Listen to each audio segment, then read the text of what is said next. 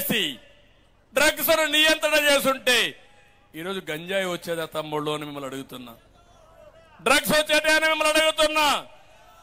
నేను ఒకే విషయం హెచ్చరిస్తున్నా, రాష్ట్రంలో ప్రతి ఒక్కరిని కూడా భవిష్యత్తులో ఇలాంటి డ్రగ్స్ గాని మనం వదిలిపెడితే ఒక జనరేషన్ చాలా మంది జీవితాలు నాశనం అయిపోయే పరిస్థితి వస్తుంది. ఒకటి కాదు, జాతి మొత్తం నిర్వీర్యం అయిపోతుంది. అది మీరందరూ ఆలోచించాల్సిందిగా నేను మిమ్మల్ని అందరినీ కోరుతున్నా. అందుకే ఈరోజు ఇవన్నీ చూసిన తర్వాత ఈ రాష్ట్రంలో ఏ ఒక్క వ్యక్తి కూడా వైసీపీకి ఓటేయకుండా ప్రతి ఒక్కరూ మిత్రపక్షాలైన తెలుగుదేశం, జనసేన, బీజేపీ అభ్యర్థులకు ఎన్డీఏ అభ్యర్థులకు ఓటేయాలి. సిద్ధంగా ఉన్నారా అని మిమ్మల్ని అడుగుతున్నా. చాలా మంది అడుగుతున్నారు పొత్తులు ఎందుకు పెట్టుకున్నారని కూడా చాలా మందికి అనుమానాలు ఉన్నాయి. ఎందుకంటే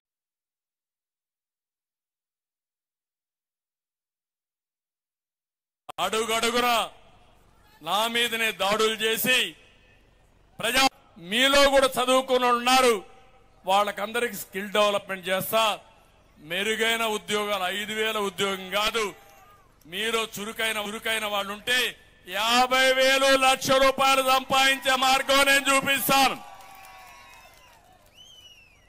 మిమ్మల్ని ఆదుకుంటాం. దీనికి కూడా మీరు సిద్ధంగా ఉండండి.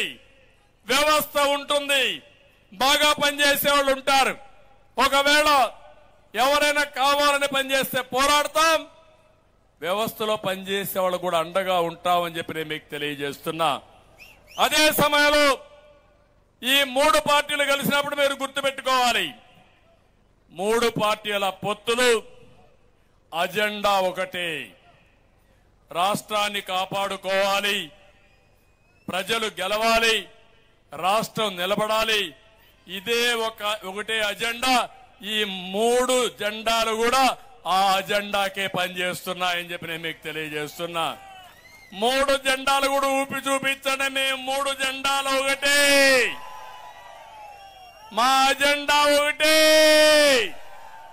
ఆ అజెండా ప్రజాస్వామ్య పరిరక్షణ, రాష్ట్ర అభివృద్ధి. అంతేకాకుండా ఈరోజు మీరు ఇంకొక పక్కన చూస్తే రాష్ట్రాన్ని చాలా 30 ఏళ్లు వెనక్కి తీసుకుపోయాడు. 30 సంవత్సరాలు వెనక్కి తీసుకుపోయిన రాష్ట్రాన్ని గాడి తప్పిన పరిపాలన ఘాట్లో పెట్టి ఈ పేదవాళ్లకు న్యాయం జరగాలంటే కేంద్ర సహకారం కూడా అవసరం. కేంద్రంలో బీజేపీ ప్రభుత్వం ఉంది, ఎన్డీఏ ప్రభుత్వం ఉంది. రాబోయే రోజుల్లో మళ్లీ ఎన్డీఏ ప్రభుత్వం వస్తుంది. వాళ్ళు ఒకే లక్ష్యం పెట్టుకున్నారు, 400 ఎంపీ సీట్లు గెలవాలని వాళ్ళ లక్ష్యం. నా లక్ష్యం 160 ఎమ్మెల్యేలు రావాలి, 160+ తెలుగుదేశం లక్ష్యం. రాష్ట్రంలో ఎన్డీఏ లక్ష్యం 24+ పార్లమెంట్ సభ్యులు మనం గెలవాలి. అంటే 25కు 24 గెలిపిస్తారని గట్టిగా మీరందరూ కూడా సంకల్పం చేయాలి.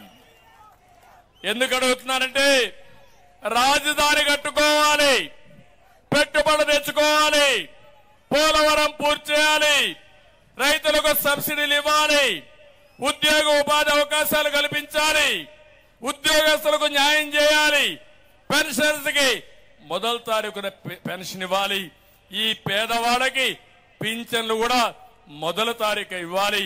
మీకు అందరికి హామీ ఇస్తున్నా. ఈ వ్యవస్థ కొనసాగుతుంది. మీ ఇండ్లకు పంపించే అధికారుల్ని మీ ఇంటి దగ్గరనే పింఛన్లు ఇప్పిస్తారని మరొక్కసారి మీ అందరికి హామీ ఇస్తున్నా. అదే